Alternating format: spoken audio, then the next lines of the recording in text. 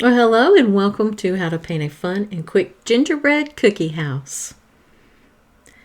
Now the first thing I'm going to do is on the areas that I want to remain white, that I want to protect, I'm going to apply some masking fluid.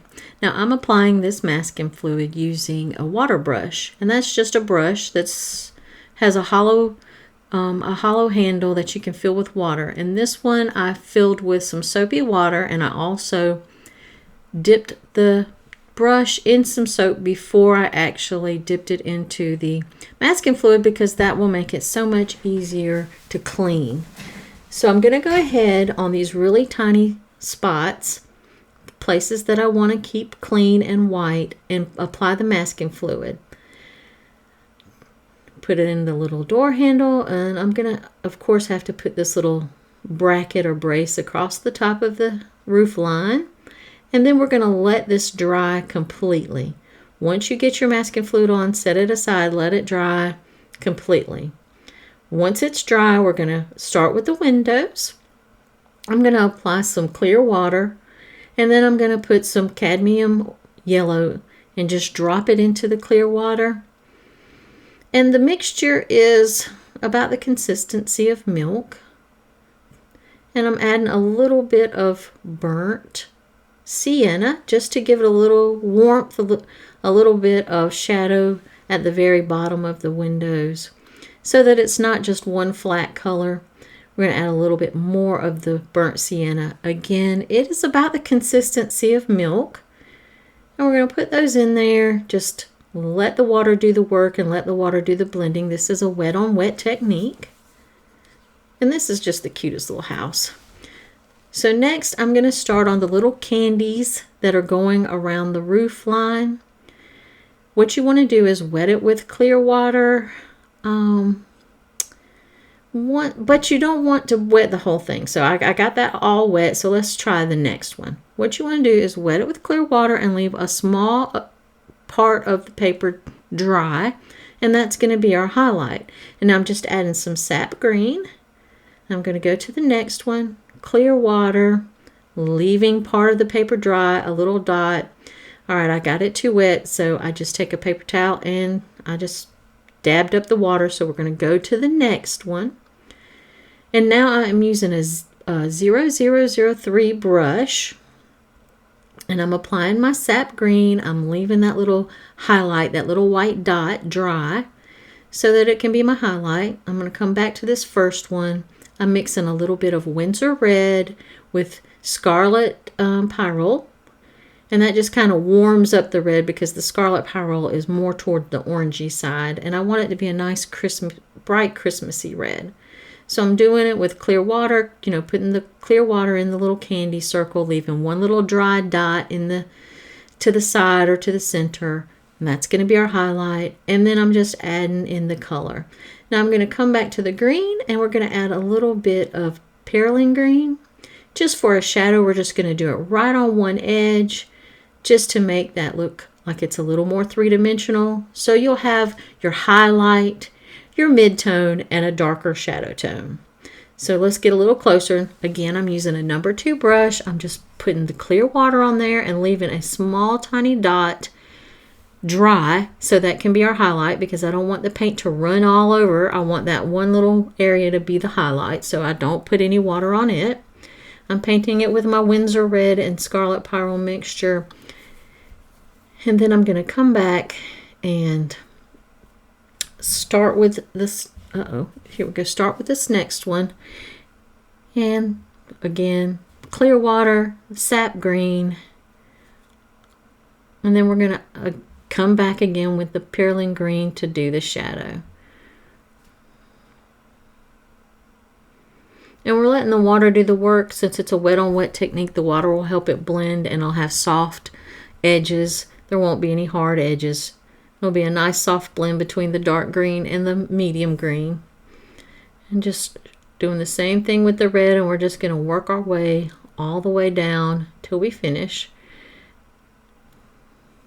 It's really simple. This is one of the more simple projects. I had a little bit of red on my brush, but it's okay. We're just going to cover it up with the sap green. You won't even be able to tell. Sometimes your brush, you think you have cleaned it well and it comes, and when you put it on the paper it still has some leftover residue. Don't worry about it. The green covered it up. And then we're going to put our last little piece of candy decoration here. And of course it's going to be red. And we're leaving our little highlight. Perfect. Now you want to let those dry and leave those alone. And now we are going to paint the actual cookie base, the background of the cookie. And we're using a little bit of the cadmium yellow with burnt sienna. But the very first thing we're going to do is go ahead and paint on some clear, just do a clear coat of water. Now my water is a little peachy because my brush is not as clean as I wanted it to be.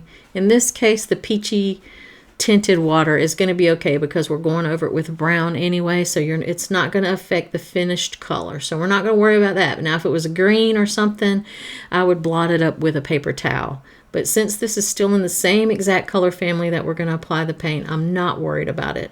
But if I had like green in my brush and I started putting down a clear water that it had some green tint to it, I would definitely go ahead and stop and take a paper towel and dab all that up.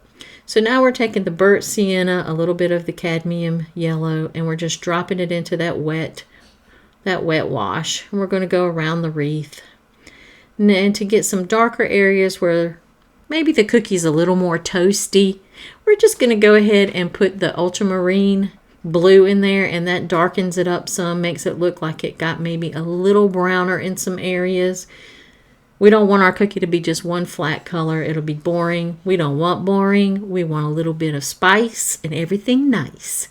So we're just going to keep dropping in some colors into that clear water base that we've got there and letting them spread and mix and mingle and just really letting the water do the work for us.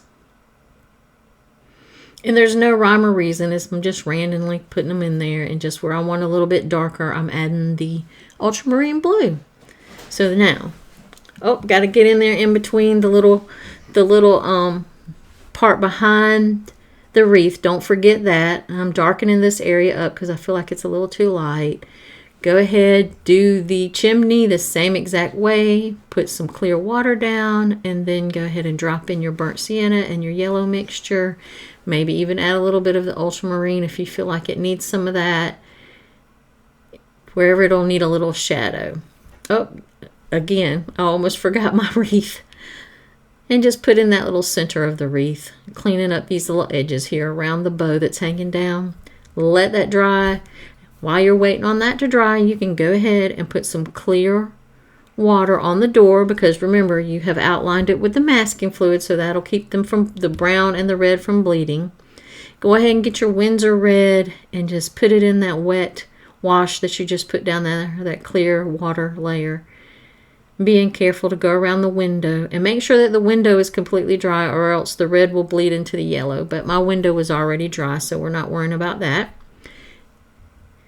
We're going to get that in there. Once that completely dries now, through the magic of camera, that has completely dried. I'm removing all of the masking fluid, and I'm just using a cement pickup to do that. You can use your finger, but it'll get oils from your fingers onto your painting. So I'm going to put some clear water on this cute little wreath, and then I'm just going to take some sap green and just dab it in there. I'm using a little dabby technique. I don't want a clear flat wash, a nice even wash. I don't want that. I want it to have some variation in the pigment, so I'm doing a little dabby technique, dabbing. And I'm going to take some of the Pyroline green where I want the shadows, and just to add a little bit of shadow throughout the wreath, just to give it some texture, a little dimension. Now I'm going to take the sap green and do little candy cane stripes right around the door jamb, the little frame of the door, just to give it a cute little look, and it's supposed to look a little bit like maybe a candy cane that we've bent over the door. Use your imagination. You don't have to use green. I'm just showing you the colors that I'm using. You can totally mix this up and use different colors if you want. It's up to you. Whatever you have, you don't have to match this perfectly. So I really highly encourage you to experiment with your own color palette and make it any kind of way that you want to. That's the whole fun of art, is to be able to experiment and really make it your own. So now with the little candy canes, I'm just putting, with the Winsor Red, I'm just putting the little candy cane stripes on there. I'm using a number 2 pointed round, in case you need to know that. It's a really smaller pointed, it's got a really fine point on it. And it is a synthetic brush, so it's a little bit firmer, so I can get those lines in easier, and it doesn't just go so soft against the paper that it kind of blurs the lines. This makes nice crisp lines because it is synthetic and it's got a nice crisp point to it. So I've got my little candy cane stripes on there, and that looks really cute. And now we're going to go across the top. Oop, I got it so high up there you can barely see it. But we're going to put little red stripes on just like we did with the candy canes and around the door jamb. And then we're going to come in between. Here we go. Let me pull it so you can see it. And just put the green stripes in between the red stripes. You know how some of those little candy canes have green and red stripes on them. So we're going to go with both. And it kind of pulls the doors and the windows and the candy canes together. I'm just taking a little clear water, putting in a little bit of Winsor Red. I'm letting the water spread it around on my bow. So Winsor Red on this bow, first clear water, then the Winsor Red. And this is not exactly a flat wash, but I just wanted to get it in there. I'm going to come back later and do a little bit more detail on it. Now I'm just going into my Winsor Red, and I'm making a little shadow around the door so that it gives it a little bit of dimension, and just taking the very point of my brush and drawing some textural lines through there to give it that appearance of maybe wood. And then I'm going to go ahead and outline my window with the darker red. And that's more of a creamy consistency. Up until now we've been working with a milky consistency of paint. Now we're going a little more thick where we want the shadows. So it's a little thicker than milk. So I'm going to go ahead with the Winsor Red and go right around the windows, the little window frames. Make it look like candy cane. You can do dots instead of stripes if you'd like to do that. You can make it a solid color if you'd like to do that. This is just the way that I did it. Like I said, I highly encourage you to experiment and really put your own personality on your cards and anything that you really do. I'm just giving you a framework and showing you the techniques. And what I really want you to do is just take off with it and do your own thing and really make this project your own if you decide to do it. And I would love to see any of your projects that you do for mine. Please show them to them. If you've used a tutorial of mine, I would love to see it. Oh, I think I'm going to draw a little heart here because I didn't get it in there. I should have did it. And I'm not even worried that the background has brown because that red will be brighter than the background. And it's fine. I just decided I wanted a little bit of a red heart up there. Now I'm just taking some of the burnt sienna mixed with the yellow and doing some shadow work on the windows, and then I'm taking a brush filled with clear water and just fading that out to the side, smoothing it out. First I'm putting it down, then taking the clear water and just smoothing it and blending it out. Now I'm taking the burnt sienna and I'm going around the door jamb. I'm just trying to make some shadows, gives it a little bit of dimension, makes it look a little bit more three-dimensional, and it really accents those windows and the door. It looks like little shadows. And if you get too much like I did right there, just take a piece of paper towel and just dab it and pick up some of that pigment. And I'm going around the wreath just to give the wreath like it's making a shadow on the wall. And around my little candy canes down here. Not around the whole thing. We're not outlining. Notice that we're not outlining the whole window with the shadow. We're doing it on one side. We're remembering where our light source is coming from. So we're doing the shadows opposite of which way the light is coming from. So you don't want to outline the whole door with the brown shadow. You don't want to outline the whole candy cane with the brown shadow. You want to put it on the side, that would be the shadow side, away from your source of light. So even when you're doing little whimsical things just to make things look more realistic, you have to keep your art principles in mind. Now I'm doing the little shadows under the eaves with the same burnt sienna with a little yellow in it to make that really pop. And it's really starting to look like a little gingerbread cookie.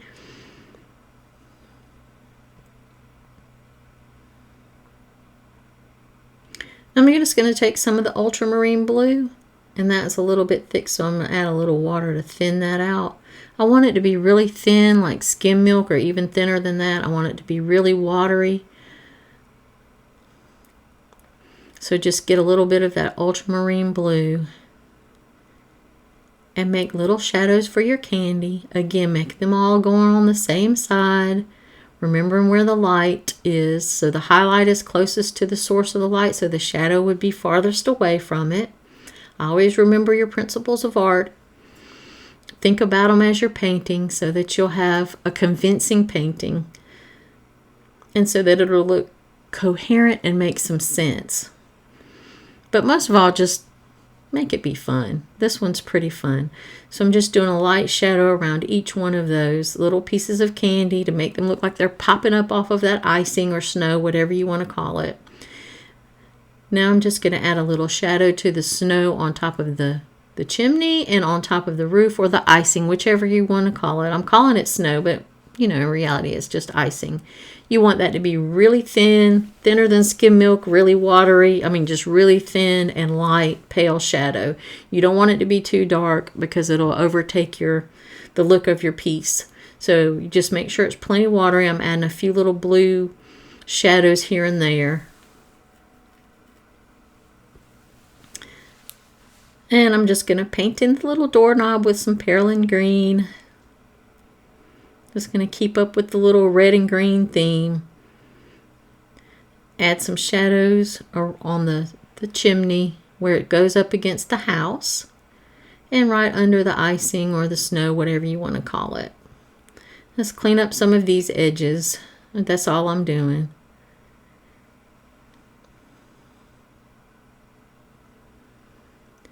Now I want to show you how to do the background. I'm just going to take a little bit of clear water. I'm not doing it in like a square or anything. I'm just putting it on there in sort of just a haphazard way. I'm just wetting that background. I'm not making it a specific shape.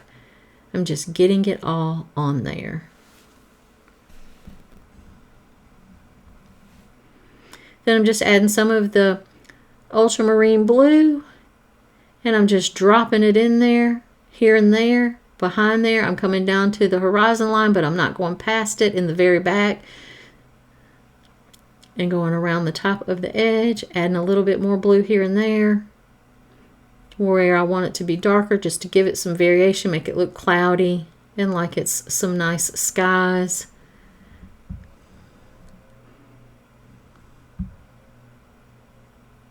And dropping it on in there, letting the water do the work. And once you get that in there, it just right around the front, and you have the cute little gingerbread. If you've enjoyed this tutorial, then go to my website www.artwithviv.com and get this beautiful butterfly mini course. It has 5 step-by-step videos, a complete supply list, reference photo, traceable outline, a color guide, and 2 bonus resource videos. So hop on over there and get your free mini course and learn how to paint this gorgeous butterfly with watercolor. See you there.